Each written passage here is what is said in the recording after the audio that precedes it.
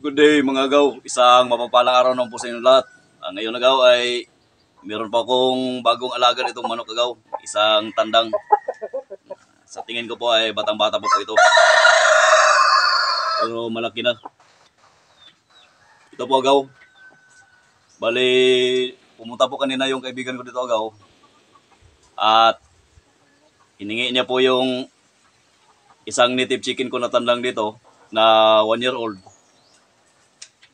At gusto niya pong i-trade nitong manok na to.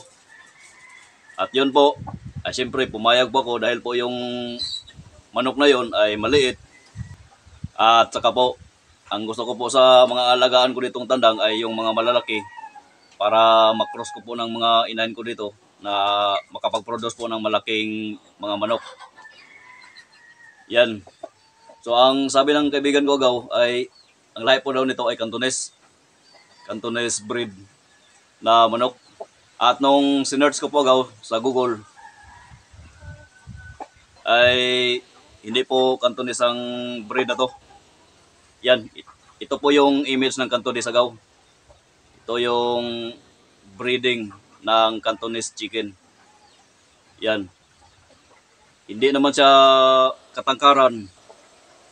At saka may katabaan yung kanyang katawan at makapal yung balahibo niya. So, ibang-iba sa manok na to agaw. So, ito po, base po sa palong niya, yan, at sa pormada ng kanyang muka, ay parang siyamo or basilan. Yan, ligas na lang po sa dalawang linyada na yun agaw, basilan at saka siyamo. So, sulit na sulit po agaw. At ito po yung manok agaw na pinalit ko. Ito. So, maliit. Pero ang timbang naman po niya agaw ay nasa 1.5 kilo na po. Maliit lang na manok. At saka yun po ay gagamitan niya pong panabong. Kaya sinuwapan niya ng ganitong manok na dala niya. So, tinanong ko po siya na okay lang ba sa kanya na maliit yun. Pero sabi na nga po ay okay daw po. Kasi yun nga, gagawin niya yung panabong. So, siyempre, masaya ako dahil napalitan yung maliit na manok ng ganito kalaki.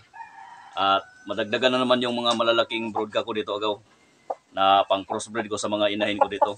At ako po ay nagpapasalamat sa kaibigan ko na dinalan po ako ng ganito kalaki. Meron din po ako nito noon.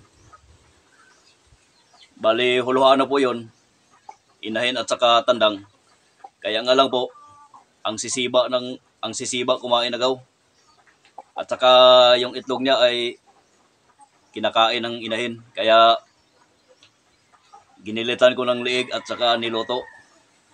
Ang lalakas po talagang kumain ng huluhano. Ito agaw ay batang-bata pa po.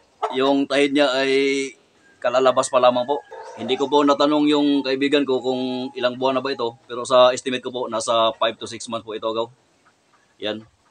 At saka yung tapay niya ay hindi pa lumaylay. Yan. So maganda na ito agaw. Pangdagdag.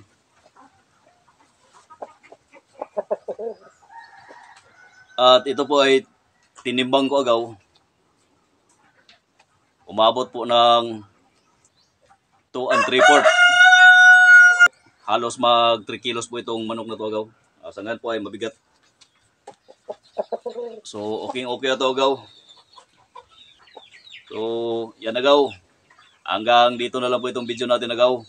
Saka maraming salamat po sa inyong panonood. God bless po.